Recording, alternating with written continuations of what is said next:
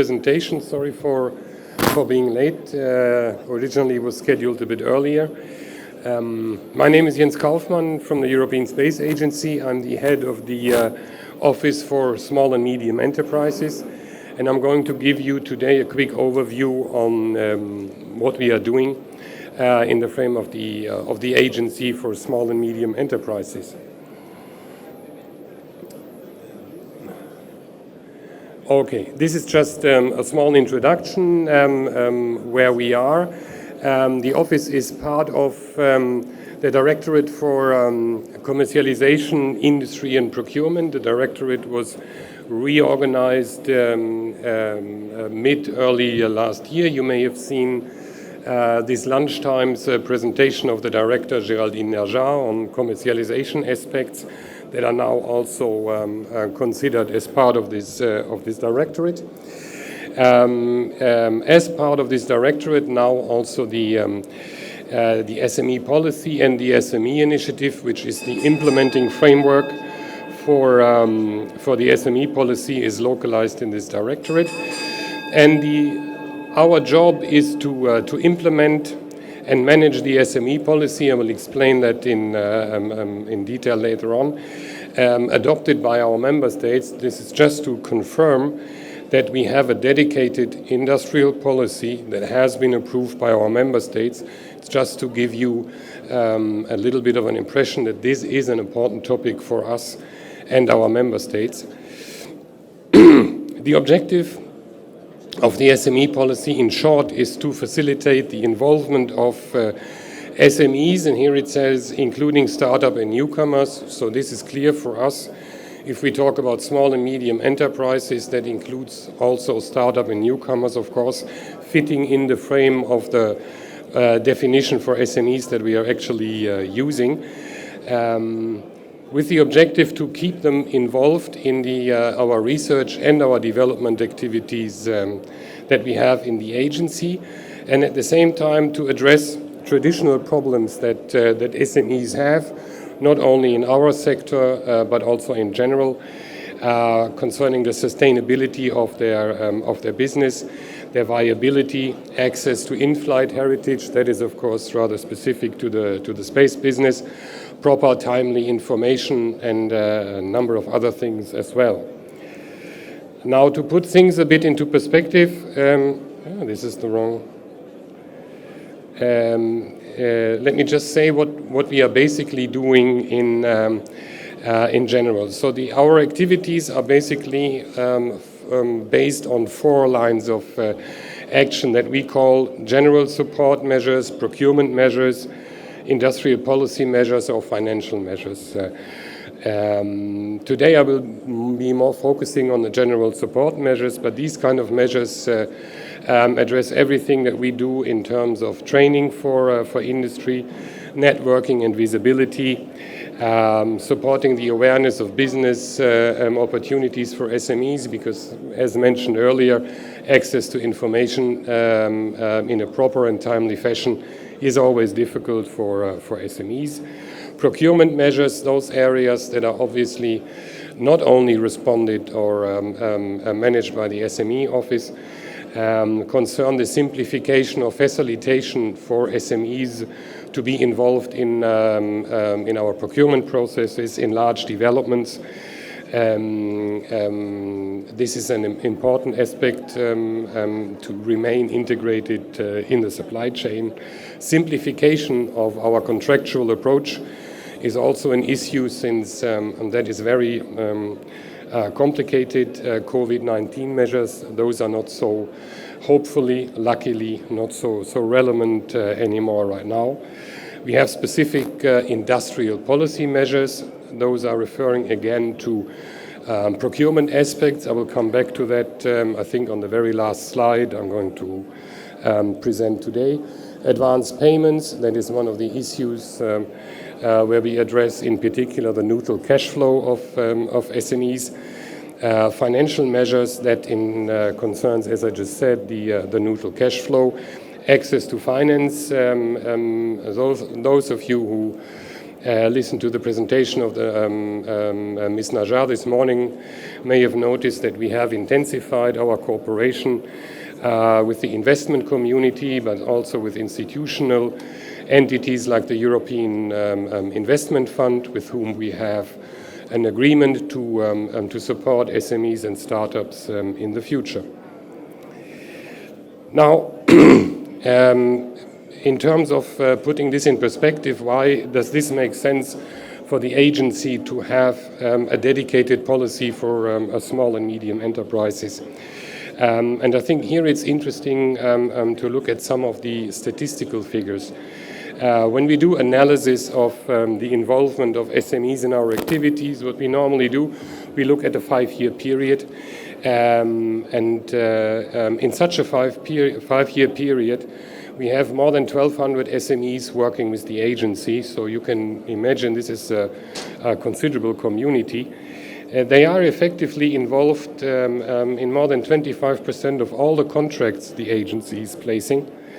And they are receiving 9% of the corresponding commitments. Now this, if you know the budget of the agency, doesn't seem much, but we also always need to understand that SMEs can also not consume budget in the same way as larger companies.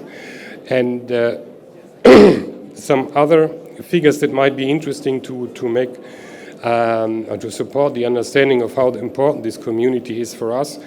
When we made an analysis on the, say, on the economic situation of SMEs working with us, but also the European Union, we had a number of 1,300 SMEs, an annual turnover of the total of 3.2 billion euros. With employee figures of 23,000 and more. So these, I think, are important figures. But what is also an important figure is that the median of employment for SMEs working with us is about 7, meaning that half of the SMEs working with us are micro SMEs. And that is very important in understanding our efforts, because a lot of the activities that we do are geared towards helping very small companies who do not have the same capacities as larger companies can afford. Now, in terms of the more general measures that I mentioned before and fitting to also the event here, a lot of our efforts are related to networking and visibility, to make it easier for SMEs to network and to become visible. In the context of this kind of activities, we organize networking events. I will come back to that one later. We do that on a larger European scale, but we also do that in our individual member states, should that be required. And we also develop matchmaking tools in order to facilitate and improve that situation further, and I will go into more detail on that one a bit later. In terms of the networking events that I mentioned before, the biggest event that we are organizing is actually taking place every 2 years in our largest site in ESTEC in the Netherlands, the ESA Industry Space Days. I suppose some of you will have already participated. Why are we doing this? I indicated that already. We need to facilitate the possibilities for small and medium enterprises, like it is done today here, but even on a larger scale with the entire European Space Company, to improve and facilitate their business development. And at the same time, we are using the occasion also for the industry and in particular the SMEs to get in direct contact with us.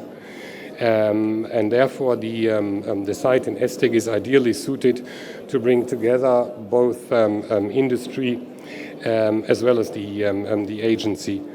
And in terms of participation, we have about, on average, more than 1,500 participants, about 1,000 companies, so you can understand it is practically the space community gathering there. And why I'm elaborating so much on this aspect is that actually this year we are very happy to announce that we are going to organize a physical ISD like we did in the past. The previous events had to be virtual. This one, however, is going to take place again in ESTEC, so this is more a save the date. The registration for this event will open in April. You see here the contact information. Just as a reminder, participation to this event is for free, unless you want to reserve one of the exhibition booth. I will leave it at that. You also see the internet address here. Continuing on the networking aspect and with the lessons learned that we had from supporting SMEs in this area, from organizing networking events, from participating to events like this, and listening to the issues a lot of SMEs are facing actually in being visible, keeping awareness of what's happening also inside of the agency. We developed a specific platform that is called AzaMatch. Now, those of you who already worked with the agency may know that we have a specific tool set that you need to use in order to work with us. This specific tool is fully integrated into our registration, tendering and publication suite, and it has the objectives, like I already said, to support SMEs in their visibility, in their networking efforts. It provides them a number of opportunities to check, and in particular, it is generally facilitating also working with us in certain areas. So this platform we developed in the recent years. It's online since March last year, and it has about almost 12,000 entities that are registered inside this tool and that are accessible to all the registered entities. I'm not going through this in detail. This is just to explain you a bit the specific features that you can use inside this tool. There is a completely public element that has certain areas like the industry directory where you can see all the entities registered with us. It has an internal part that is accessible to all the companies registered with us, where, of course, you can present your own company in a much more elaborate way by showcasing your products, your services, the kind of contracts you had with the agency, your capacities, your expertise. And that is true for all the other companies registered. And at the same time, you can use this in order to facilitate finding opportunities with ESA in a very simplified way by screening all available ESA and non-ESA tenders that are in the system. Companies have the possibility to place advertisements, to advertise their products, their services that are all visible to the registered entities. And there is even a dedicated communication area where companies that are interested in working together can contact each other directly, so to speak. Still, with the measures addressing SME support in a more general way, what is important also to help SMEs is to enable them to find their way through sometimes the obstacles of working with the agency. And that is why we are organizing a number of training courses that are reserved for SMEs. For that purpose, we have developed a dedicated platform which is called the Learning Hub. It is at that point where we offer most of the training courses, the training materials, The training courses offer a wide variety of different topics. Most are related to supporting SMEs in their knowledge on how to do business with ESA. We have a few examples here. One important course that sadly enough, due to Corona, we couldn't organize as much as we like, concerns writing a research and development proposal for the agency. Here, since most of our tender actions are actually competitive tenders, it's very important for very small companies to be able to establish a good proposal, to understand the process, to understand also how we at ESA evaluate a proposal. This is a central element of the training. Product quality insurance, elements like EEE components procurement. It sounds like a very specific topic, but it is also based on lessons learned that in particular small companies face difficulties in properly costing these kind of elements.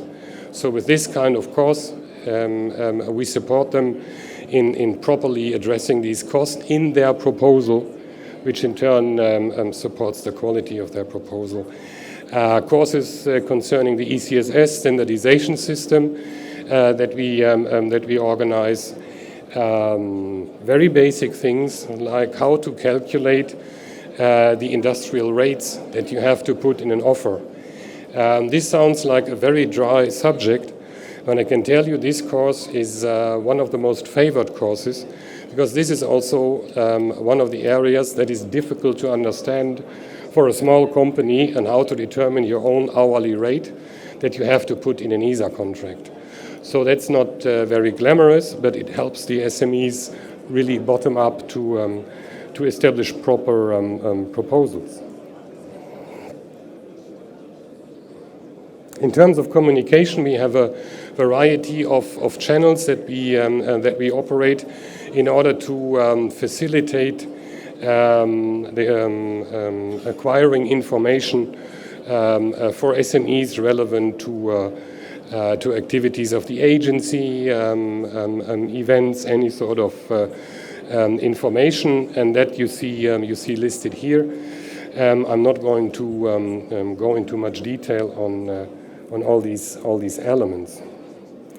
You remember in the beginning I made this on this presentation on the various axes of the SME policy. So while I was concentrating mostly on these general support measures, networking and visibility, we of course have still a number of other measures that we also apply for the benefit of SMEs.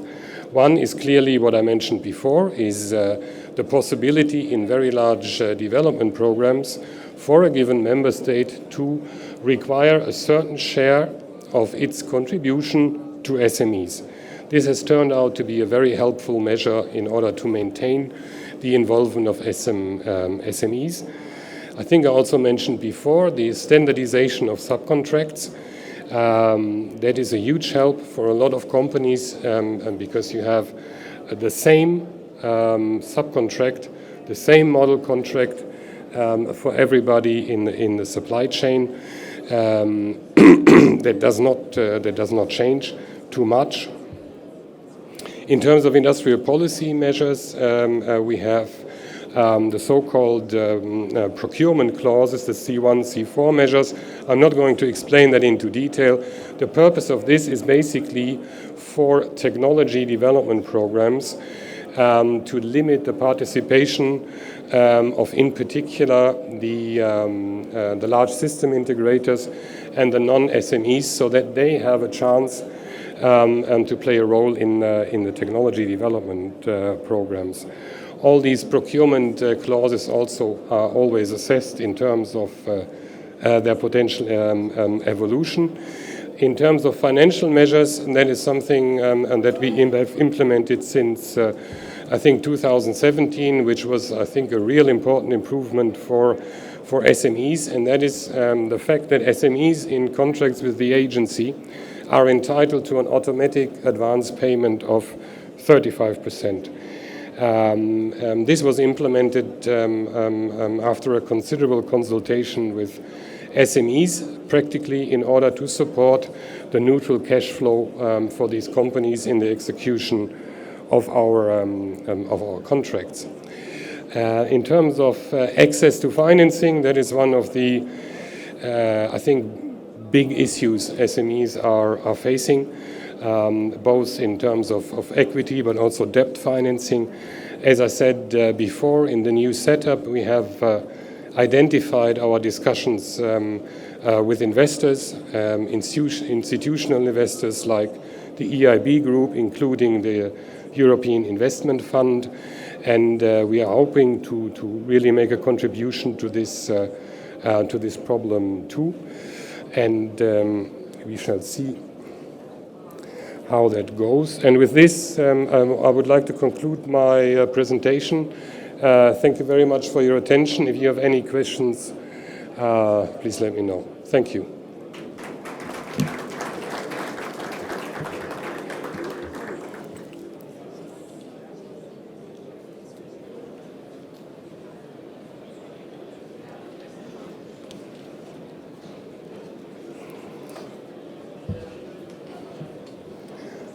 Okay. I don't see any questions, so thank you very much.